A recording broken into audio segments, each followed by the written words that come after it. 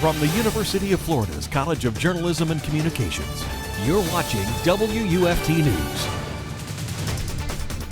This is the WUFT News Update. I'm Macie Goldfarb. And I'm Alexus Cleavenger. Thank you for joining us. Urgent new warnings are coming from the White House about the threat of Russia invading Ukraine. And 3,000 more U.S. troops are preparing to head to Poland to back up NATO allies. NBC's Alice Barr has the latest from Washington. U.S. troops arriving in Romania today as President Biden speaks with top U.S. allies from Europe to Canada on the crisis in Ukraine. That after a national security team meeting last night about the Russian troop buildup and the potential for an invasion. We are in the window when an invasion could begin at any time. The U.S. National Security Advisor now urging Americans to leave Ukraine immediately. The risk is now high enough and the threat is immediate enough that prudence demands that it is the time to leave now. In an exclusive interview with NBC's Lester Holt, the president making clear U.S. forces would not enter Ukraine, even to rescue Americans. That's a world war. When Americans and Russians start shooting at one another, we're in a very different world than we've ever been in. In that wide-ranging interview, President Biden also addressing Democratic governors, announcing they would start dropping mask mandates, even though the CDC hasn't changed its guidance. I think it's probably premature, but it's a tough call. The president acknowledging the pressure to move on 2 years into the pandemic. All the variants have had a profound impact on the psyche of the American people. And on the impact of inflation from shoppers to small business owners. I used to have savings. I don't have it anymore. President Biden promising to do all he can to reduce soaring consumer costs, while pointing to economist projections that inflation will taper off throughout this year as pandemic pressures ease. In Washington, Alice Barr, NBC News. Alachua County schools are attempting to increase local food accessibility for students. Thanks to the food purchasing program, Alachua County Public Schools have invested nearly $1 million in improving nutrition in school cafeterias. According to Kelly Brew, the county coordinator for good food purchasing, this amount includes a direct investment of more than $100,000 in local family-owned farms. This assistance has helped increase nutritional standards by 20% beyond the program's baseline. For more information about the effort, visit our website, wuft.org. The Gainesville Police Department is proposing the creation of a work group in an effort to address gun violence. GPD is looking to create a committee of residents and business leaders to help guide the department in reducing gun violence. This partnership is meant to serve as a guide to enhance security and vigilance through receiving constant feedback from city residents. What do you see as somebody, as a parent, as a student, as a business owner, whatever your role, your vocation here in the city of Gainesville is, tell us what you see working, tell us what you see is not working, tell us what you think we should be doing. We want to hear from you. So. Glover says this is a direct opportunity to influence what GPD is doing to affect the city.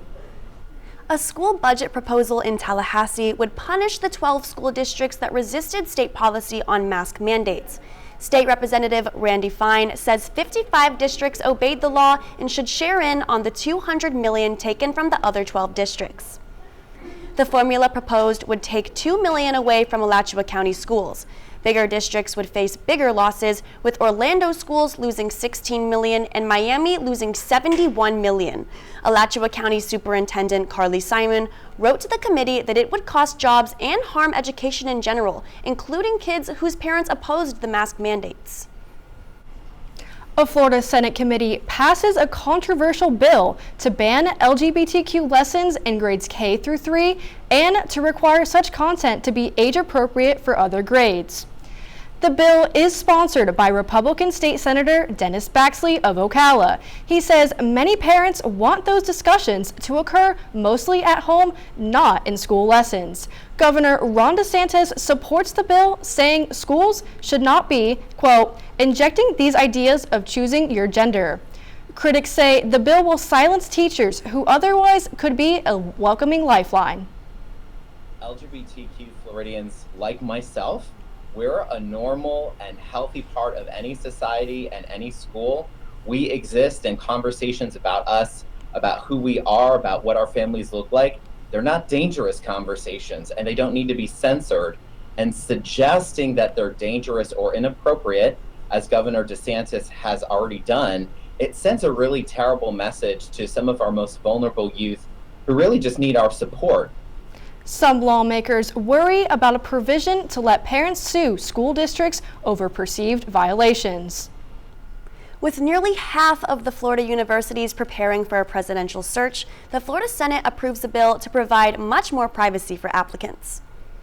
Only the names of finalists would be made public, and that would happen at least 21 days before a selection. The other applicants would not be revealed, but their age, gender, and race would be noted for a summary report on the entire pool. Sponsors hope a Sunshine Law exemption will help attract better candidates. President Biden hopes to repurpose $7 billion in a frozen Afghan funds, despite the Taliban's demand it be returned. The money comes from assets that Afghanistan's national bank had deposited in New York prior to the Taliban takeover. The Biden administration will ask a judge to set aside half for certain relatives of 9/11 victims. The other half could become a trust fund for humanitarian relief and other needs in Afghanistan. But moving frozen Afghan funds is not the only measure being taken by President Joe Biden. He is warning U.S. citizens to leave Ukraine within 48 hours in case Russia invades. Biden says he will not send soldiers to rescue Americans if Russia invades Ukraine. Despite massing more than 100,000 troops near the Ukrainian border, Russia has repeatedly denied any ambitions to invade the country. However, it has recently launched large-scale military exercises with Belarus, and Ukraine has accused Russia of obstructing its access to the sea. A source says President Biden plans to speak with Russian President Vladimir Putin on Saturday morning about the mounting crisis. Some experts think former President Trump might face repercussions for mishandling White House records. The National Archives and Records Administration has recovered 15 boxes of White House documents that had been sent to former President Donald Trump's home at Mar-a-Lago. It's believed the records should have been sent to the National Archives directly from the White House once Trump left office. There are questions about whether Trump broke federal law and, if so, how he might be held accountable. As Valentine's Day is approaching, Americans are expected to spend millions of dollars during this holiday celebration, especially now that inflation rates are the highest they've been in 40 years. So, how much more will you pay for those flowers? NBC's Juyeon Kim went to find out. Flowers can be a symbol of love on Valentine's Day. But the flower shop and its customers will not love the price increases. Manager Marlise Mosley at Crestwood Flowers in Kansas City tells me she ordered 2 months in advance for the big day. Even with early preparation, she's paying more to buy her flowers than years past. Almost like double the price of what we have been paying. Not to mention, some of them may not even make it due to supply chain issues. Because they might be having issues flying them in or getting them to the wholesaler. Consequently, her customers are paying about $20 more for a dozen roses compared to 2 years ago. It's due to several economic factors causing inflation. Consumer demand for stuff, as well as the complications in our supply chains that are making stuff more expensive.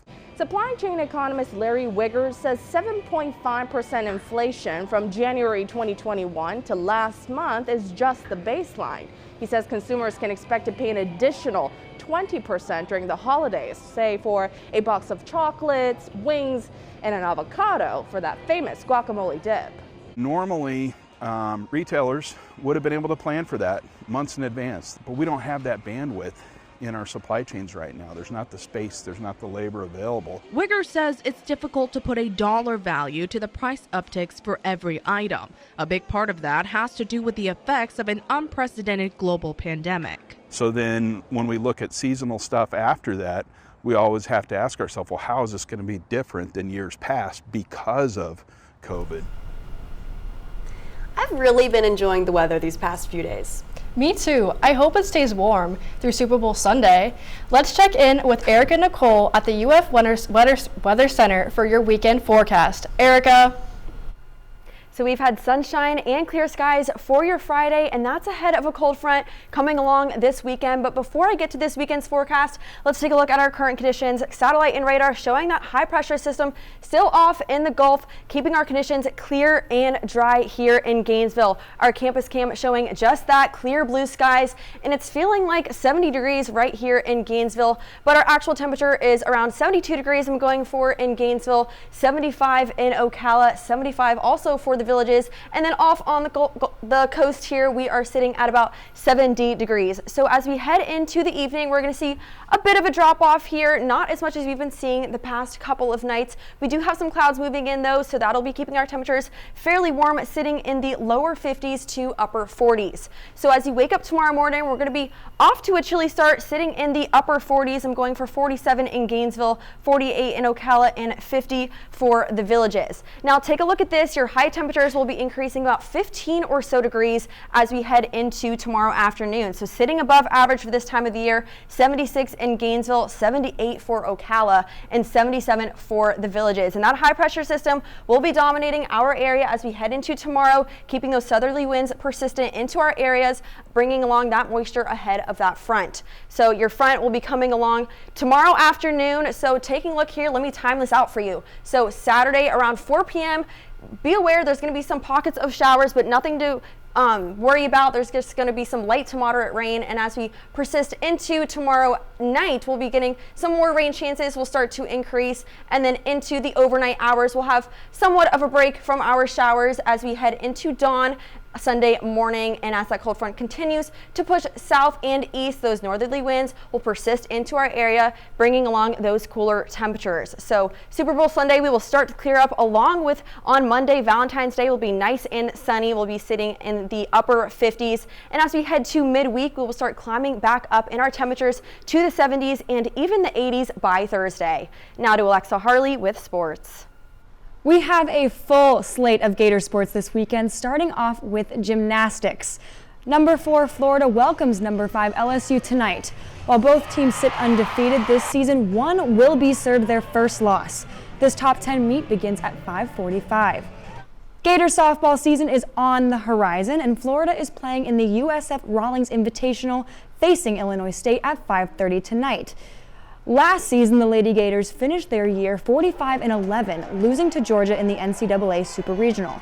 As for this season, the Rawlings Invitational continues into tomorrow, and Florida will play a doubleheader starting with Kansas City at 10:30, followed by Michigan at 1 p.m.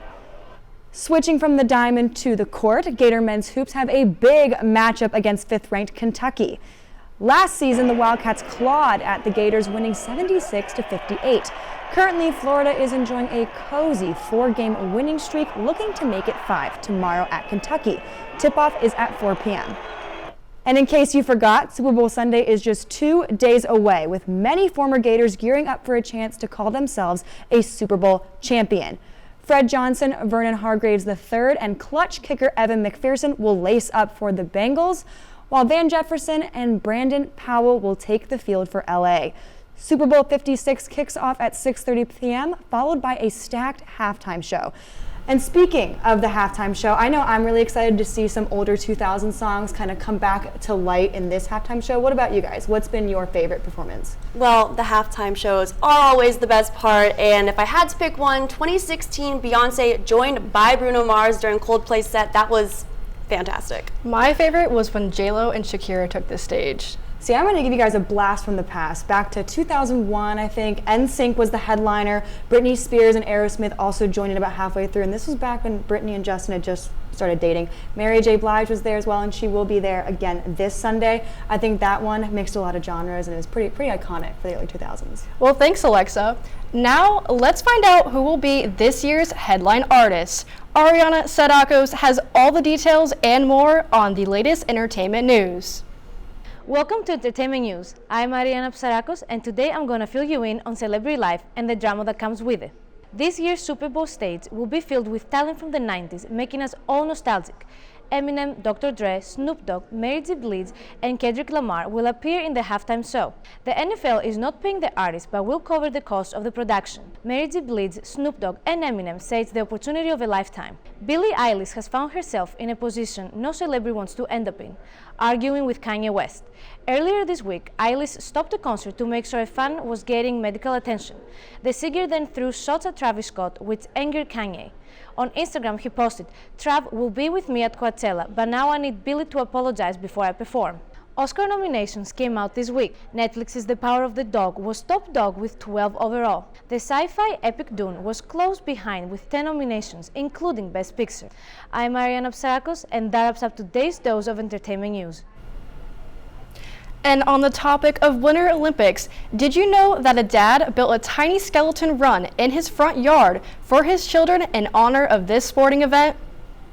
At the Beijing Games, skeleton is one of 3 sliding sports. For the past 12 years, Jason Spohn has built sledding hills for his kids. Everyone has a different theme. This year's theme is the Olympics, with Olympic rings and USA on the side of the slope, as well as American flags. Thanks for finding WUFT News on Facebook. I'm Macie Goldfarb. And I'm Alexus Cleavenger. Next week, our 5 p.m. newscast returns to Channel 5, but you can always catch up at WUFT.org.